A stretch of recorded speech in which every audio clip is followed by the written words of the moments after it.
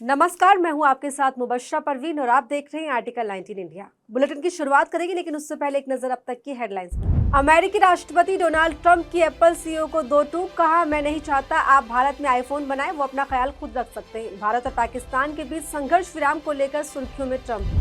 जम्मू कश्मीर दौरे पर रक्षा मंत्री राजनाथ सिंह जवानों से मिले, कहा ऑपरेशन सिंदूर आतंकवाद पर बड़ी कार्रवाई, सेना पर गर्व। पहलगाम आतंकी हमले और ऑपरेशन सिंदूर के बाद रक्षा मंत्री का पहला जम्मू कश्मीर का दौरा। राहुल गांधी की बिहार दौरे से पहले पुलिस की कार्रवाई पर कांग्रेस अध्यक्ष मल्लिकार्जुन खड़गे ने उठाए सवाल, कहा क्या दलित पिछड़ों से संवाद करना संविधान के खिलाफ है। कार्रवाई को बताया तानाशाही की प्रकाष्ठा। तुर्की विरोध के बीच कानपुर यूनिवर्सिटी ने इस्तांबुल यूनिवर्सिटी के साथ एमओयू किया रद्द। प्रोफेसर विनय पाठक ने कहा शैक्षणिक गुणवत्ता आवश्यक है, लेकिन राष्ट्रीय सुरक्षा सर्वोपरि। अब ऑनलाइन भी नहीं बिकेगा पाकिस्तानी सामान। अमेजोन, फ्लिपकार्ट समेत कई ई कॉमर्स कंपनियों को सरकार ने दिए निर्देश। सीसीपीए के निर्देशों के साथ बिक्री पर लगाई रोक। तो ये थी सुर्खियां और अब खबरें विस्तार से। और बात करते हैं आज की सबसे बड़ी और अहम खबर की। बिहार में विधानसभा चुनाव से पहले कांग्रेस सांसद राहुल गांधी एक बार फिर बिहार दौरे पर हैं, जिससे बिहार से लेकर दिल्ली तक सियासी पारा हाई हो गया है। लेकिन इस बीच दरभंगा में राहुल गांधी के छात्रों के साथ होने वाले संवाद कार्यक्रम को लेकर बवाल मच गया। बवाल इतना कि बिहार पुलिस ने राहुल गांधी को बीच रास्ते में ही रोक दिया, जिस पर बिहार की सियासत गर्मा गई। तो क्या कुछ हुआ इस दौरान, जानने के लिए देखिए रिपोर्ट। बिहार में विधानसभा चुनाव से पहले सियासी तपिश ने तेजी पकड़ ली है। कांग्रेस सांसद राहुल गांधी बिहार दौरे पर है, जिसने बिहार से लेकर दिल्ली तक की सियासत में हलचल पैदा कर दी है। इस बीच राहुल गांधी के बिहार दौरे को लेकर बवाल उस वक्त खड़ा हो गया जब दरभंगा में राहुल गांधी को छात्रों के साथ होने वाले शिक्षा न्याय संवाद कार्यक्रम को दरभंगा प्रशासन ने इजाजत नहीं दी, जिसका कांग्रेस कार्यकर्ताओं के साथ ही विपक्षी नेताओं ने भी विरोध किया। मामले में विवाद उस वक्त बढ़ गया जब राहुल गांधी के दरभंगा पहुंचने पर बिहार पुलिस ने परिसर के बाहर ही राहुल गांधी को रोक दिया, जिसे लेकर पुलिस और कांग्रेस कार्यकर्ताओं के बीच खूब नोकझोंक भी देखने को मिली। हालांकि इस सब के बीच राहुल गांधी ने पैदल ही छात्रावास पहुंचकर बिहार पुलिस को चुनौती दे डाली। इसके बाद इसको देखते हुए राहुल गांधी और कांग्रेस कार्यकर्ताओं की पुलिस से बहसबाजी और पैदल जाते हुए तमाम तस्वीरें भी सोशल मीडिया पर तेजी से वायरल होने लगी। इसके बाद अंबेडकर छात्रावास पहुंचे राहुल गांधी ने अपना भाषण भी दिया और कहा कि कोई शक्ति उन्हें नहीं रोक सकती। और इसके साथ ही राहुल गांधी ने मोदी सरकार और बिहार सरकार पर एक के बाद एक हमले किए। बिहार की पुलिस ने अभी मुझे रोकने की कोशिश की, रोक नहीं पाई। पता है क्यों नहीं रोक पाई? नहीं, इसलिए नहीं रोक पाई क्योंकि आपकी शक्ति मेरे पीछे है। आपकी शक्ति मेरे पीछे है, इसीलिए कोई दुनिया की कोई शक्ति उसको रोक नहीं सकती है। कांग्रेस सांसद ने इस दौरान सरकार के सामने अपनी मांगे भी रख दी। और 3 मांगे हैं। पहली मांग जाति जनगणना, दूसरी मांग प्राइवेट इंस्टीट्यूशंस में, प्राइवेट स्कूल और कॉलेजेस में रिजर्वेशन, अति पिछड़ा का, ओबीसी का, दलित का, आदिवासी का। तीसरी बात एससी एसटी सब प्लान, जो आपका पैसा है, जो आपको नहीं दिया जाता है, आपको वो दिया जाना चाहिए। ये 3 चीजें कहने में आपसे आया था। इतना ही नहीं, राहुल गांधी ने मंच से मोदी सरकार की जाति जनगणना के फैसले पर बड़ा बयान देते हुए इसे मोदी सरकार का डर और विपक्ष का दबाव बताया। बता दें, दरभंगा के अंबेडकर कल्याण छात्रावास में कार्यक्रम के बाद राहुल गांधी पटना पहुंच चुके हैं, जहां राहुल गांधी सामाजिक कार्यकर्ताओं के साथ फूले फिल्म भी देखने वाले हैं, जिसको लेकर और सियासत गरमाने की आशंका है।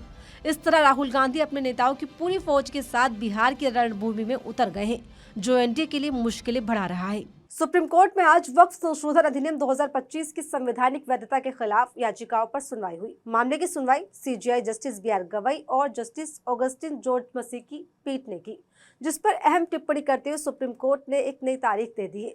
तो वक्फ पर क्या है सुप्रीम कोर्ट का रुख, जो बढ़ा रहा है मोदी सरकार की टेंशन, आइए जानते इस रिपोर्ट में। वक्फ संशोधन अधिनियम 2025 की यथास्थिति को बरकरार रखते हुए सुप्रीम कोर्ट ने 20 मई को कानून को चुनौती देने वाली याचिकाओं पर सुनवाई करने का आदेश दिया है।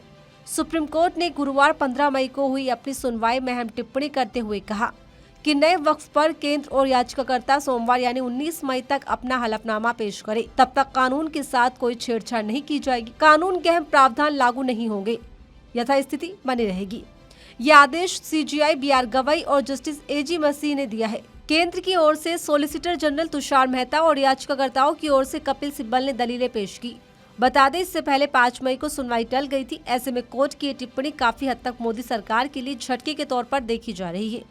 आपको बता दें, 16 अप्रैल को ही वक्फ कानून की पहली सुनवाई में पूर्व सीजेआई संजीव खन्ना ने सख्त रुख अपनाते हुए प्रावधानों पर आपत्ति जताते हुए इस पर रोक लगाने का विचार पेश किया था, जिसका केंद्र सरकार ने काफी विरोध भी किया। फिलहाल इस कानून में नए प्रावधान अभी लागू नहीं किए गए हैं और इस बार अभी भी आगे लागू नहीं होंगे। गौरतलब है कि केंद्र ने 25 अप्रैल को दायर हलफनामे में कहा था कि कानून पूरी तरह संवैधानिक है, ये संसद से पास हुआ है, इसलिए इस पर रोक नहीं लगाई जानी चाहिए। बताते चले, नए वक्फ कानून के खिलाफ सुप्रीम कोर्ट में 70 से ज्यादा याचिकाएं दायर हुई हैं, लेकिन कोर्ट सिर्फ 5 मुख्य याचिकाओं पर ही सुनवाई करेगा। इसमें एआईएमआईएम प्रमुख असदुद्दीन ओवैसी की याचिका भी शामिल है। ऐसे में अब देखना होगा कि सुप्रीम कोर्ट में 20 मई को वक्फ कानून पर होने वाली सुनवाई में आगे क्या फैसला लिया जाता है।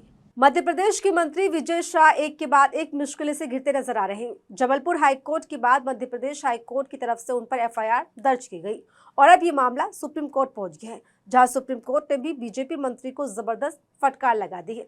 तो कैसे चौतरफा गिरे बीजेपी के मंत्री, जानने के लिए देखिए ये रिपोर्ट। कर्नल सोफिया कुरैशी पर विवादित टिप्पणी को लेकर एफआईआर दर्ज करने के हाईकोर्ट के आदेश के खिलाफ सुप्रीम कोर्ट पहुंचे मध्य प्रदेश के मंत्री विजय शाह को सर्वोच्च अदालत ने कड़ी फटकार लगाई है। बता दें, एक दिन पहले ही सुप्रीम कोर्ट के मुख्य न्यायाधीश का कार्यभार संभालने वाले जस्टिस BR गवई की पीठ के सामने शुक्रवार को ये मामला पेश हुआ था, जिसमें एफआईआर पर रोक लगाने की मांग की गई थी।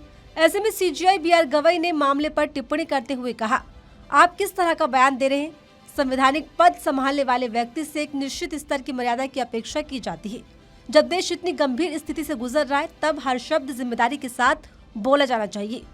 दरअसल ये मामला उस वक्त शुरू हुआ जब मध्य प्रदेश के वन मंत्री विजय शाह ने ऑपरेशन सिंदूर को लेकर पूरे देश को ब्रीफ करने वाली कर्नल सोफिया कुरैशी को लेकर आपत्तिजनक टिप्पणी की, जिसको लेकर मध्य प्रदेश हाईकोर्ट ने उन पर एक्शन लिया। साथ ही उन पर एफआईआर भी दर्ज कर ली गई, जिस पर देश भर में राजनीति गरमाई हुई है। कांग्रेस ने बीजेपी के मंत्री के खिलाफ मोर्चा खोला हुआ है। कांग्रेस की मांग है कि मंत्री अपने पद से जल्द इस्तीफा दे। हालांकि मामले की तूल पकड़ने के बाद मंत्री के खिलाफ मामला दर्ज कर आगे की कार्यवाही के निर्देश दिए गए, जिसके बाद हाईकोर्ट के आदेश के खिलाफ विजय शाह ने सुप्रीम कोर्ट का दरवाजा खटखटाया, लेकिन सुप्रीम कोर्ट ने भी मंत्री को जमकर सुना दिया। अब मामले पर कल चीफ जस्टिस ऑफ इंडिया की बेंच सुनवाई करेगी। गौरतलब है कि मंत्री विजय शाह के खिलाफ कर्नल सोफिया कुरैशी को लेकर कथित तौर पर आपत्तिजनक टिप्पणी करने का मामला इतना गहरा गया है कि मध्य प्रदेश हाईकोर्ट के आदेश के बाद बुधवार रात इंदौर जिले में भी एफआईआर दर्ज की गई। मंत्री के खिलाफ भारतीय न्याय संहिता BNS की 3 अलग अलग धाराओं में एफआईआर दर्ज की गई है। उनके खिलाफ BNS की धारा 152, 196(1)(b) और 197(1)(c) के तहत एफआईआर दर्ज की गई है। इससे पहले जबलपुर हाईकोर्ट की डिवीजन बेंच ने सोपेरना से विजय शाह के खिलाफ गंभीर आपराधिक धाराओं में मामला दर्ज करने का निर्देश दिया था। इसके बाद सीएम मोहन यादव ने देर रात तक इस पर चर्चा की। इसके बाद रात 11:30 बजे एक्स पर लिखकर कार्यवाही के निर्देश दिए गए। ऐसे में माना जा रहा है कि विजय शाह की कुर्सी ज्यादा दिनों तक नहीं रह सकती। बीजेपी के अंदर भी उनके बयान को लेकर गुस्सा फूट पड़ा है। जहां एक तरफ कांग्रेस सीजफायर का दावा कर रहे अमेरिकी राष्ट्रपति डोनाल्ड ट्रंप को लेकर बीजेपी को घेर रही है, वहीं दूसरी तरफ शशि थरूर का ट्रंप को लेकर दिए बयान पर पार्टी की नाराजगी और बढ़ गई है। इसी कड़ी में कांग्रेस नेता जयराम रमेश ने थरूर के बयान को लेकर बड़ी बात कह दी है। तो क्या है थरूर का बयान और कांग्रेस का जवाब, आइए जानते हैं इस रिपोर्ट में। कांग्रेस सांसद शशि थरूर और पार्टी के बीच एक बार फिर तनातनी की खबरों ने जोर पकड़ा है। थरूर इन दिनों ऑपरेशन सिंदूर और सीजफायर को लेकर दिए अपने बयान के चलते सुर्खियों में है, जो पार्टी से बिल्कुल अलग ही है। दरअसल थरूर ने सरकार के ऑपरेशन सिंदूर की सराहना करते हुए पाकिस्तान और POK में आतंकवादी शिविरों पर भारत की एयर स्ट्राइक की तारीफ की। इतना ही नहीं, थरूर ने सीजफायर को लेकर अमेरिका के राष्ट्रपति डोनाल्ड ट्रंप की तरफ से किए जा रहे दावे का भी कड़ा विरोध किया। लेकिन दूसरी तरफ कांग्रेस पार्टी राष्ट्रपति की ट्रंप की तरफ से सीजफायर के किए जा रहे दावों को लेकर बीजेपी को घेर रही है, जिस पर नाराज पार्टी ने अब थरूर की तरफ से ट्रंप को लेकर दिए बयान से किनारा कर लिया है। कांग्रेस की तरफ से की जा रही प्रेस कॉन्फ्रेंस में जब जयराम रमेश से थरूर को लेकर सवाल पूछा गया तो पार्टी ने थरूर के बयान से दूरी बना ली। जयराम रमेश ने कहा कि उनकी राय है, जब थरूर साहब कुछ बोलते हैं तो वो पार्टी की राय नहीं होती। ऐसे में एक बार फिर थरूर और कांग्रेस के बीच तनातनी की खबरों को हवा मिल गई है। इस पर कहा तो ये भी जा रहा है कि कांग्रेस आने वाले समय में थरूर पर कार्रवाई भी कर सकती है। बताते चले, भारत पाकिस्तान में संघर्ष विराम में अमेरिकी राष्ट्रपति ट्रंप के दावे को लेकर सियासत जोरों पर है। कांग्रेस इसे लेकर मोदी सरकार पर हमलावर है। इस बीच खबर ये भी है कि कांग्रेस ने ऐलान किया है कि वो 20 से 30 मई के बीच 15 राज्यों में जय हिंद सभा को आयोजित करेगी। जानकारी के मुताबिक इस सभा में राष्ट्रीय सुरक्षा से निपटने के सरकार के तरीके और भारत पाकिस्तान के बीच संघर्ष विराम में अमेरिका की भागीदारी को लेकर सवाल किए जाएंगे। कांग्रेस की तरफ से यह ऐलान बुधवार को हुई एक उच्च स्तरीय बैठक के बाद किया गया। ऐसे में मोदी सरकार की मुश्किलें बढ़ना तय माना जा रहा है। राज्यपाल को लेकर सुप्रीम कोर्ट को सुनाए एक फैसले पर विवाद इतना बढ़ गया है कि इस मामले पर तमाम बयानबाजी और बहस के बीच अब राष्ट्रपति द्रौपदी मुर्मू ने भी सुप्रीम कोर्ट के इस फैसले पर हस्तक्षेप किया है और कोर्ट के इस फैसले पर 14 सवाल भी पूछे हैं, जिसे एक बार फिर सुप्रीम कोर्ट और न्यायपालिका के बीच टकराव के रूप में देखा जा रहा है।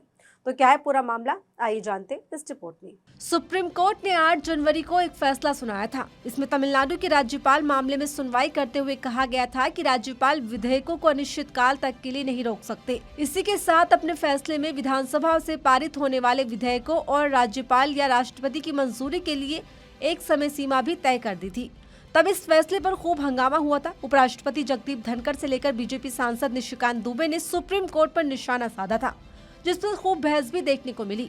ये बहस शांत भी नहीं हुई थी कि अब इस मामले में राष्ट्रपति द्रौपदी मुर्मू ने भी हस्तक्षेप किया है। दरअसल सुप्रीम कोर्ट के इस आदेश को लेकर राष्ट्रपति द्रौपदी मुर्मू ने सवाल किया है। उन्होंने प्रतिक्रिया देते हुए सुप्रीम कोर्ट से 14 सवाल पूछे हैं। ये सवाल राज्यपाल और राष्ट्रपति की शक्तियों से जुड़े हुए हैं। जानकारी के मुताबिक राष्ट्रपति द्रौपदी मुर्मू ने सुप्रीम कोर्ट से जो सवाल पूछे हैं वो संविधान के अनुच्छेद 200, 201, 361, 143 और 142, 145, 3 और 131 से जुड़े हैं। राष्ट्रपति ने संविधान के अनुच्छेद 143(1) के तहत 14 बेहद अहम सवाल पूछे, जिसमें साफ हुआ है कि संविधान में ऐसी कोई व्यवस्था नहीं जो विधेयकों को मंजूरी या नामंजूरी की समय सीमा तय करती हो। राष्ट्रपति ने कहा कि राज्यपाल और राष्ट्रपति संविधान के अनुच्छेद 200 और 201 के तहत विधेयकों पर फैसला लेते हैं, लेकिन ये अनुच्छेद कहीं भी कोई समय सीमा या प्रक्रिया निर्धारित नहीं करते। उन्होंने ये भी कहा कि राज्यपाल और राष्ट्रपति का ये विवेकपूर्ण निर्णय संघवाद, कानून की एकरूपता, राष्ट्रीय सुरक्षा और शक्तियों के बीच संतुलन जैसे बहुपक्षीय पहलुओं पर आधारित है। राष्ट्रपति ने यह भी पूछा है कि जब राज्यपाल के पास कोई बिल आता है तो उसके पास क्या विकल्प होता है और क्या राज्यपाल मंत्रिपरिषद की सलाह मानने के लिए बाध्य है। इसी तरह राष्ट्रपति ने कुल 14 सवाल सुप्रीम कोर्ट से पूछे, जो आपकी स्क्रीन पर है। इसके अलावा राष्ट्रपति ने यह भी सवाल उठाया कि केंद्र और राज्य के बीच संवैधानिक विवादों को लेकर राज्य सरकारें अनुच्छेद 131 के बजाय अनुच्छेद 32 के तहत सीधे सुप्रीम कोर्ट क्यों जा रही है, जो कि मूल रूप से नागरिकों के मौलिक अधिकारों की सुरक्षा के लिए है। अब ऐसे में राष्ट्रपति और सुप्रीम कोर्ट में टकराव बढ़ता दिखाई दे रहा है। अब देखना होगा कि सुप्रीम कोर्ट इस सवालों पर क्या जवाब देता है। तो फिलहाल इस बुलेटिन में मेरे साथ इतना ही। ऐसे ही तमाम खबरों के लिए बने रहिए मेरे साथ और देखते रहिए आर्टिकल 19 इंडिया।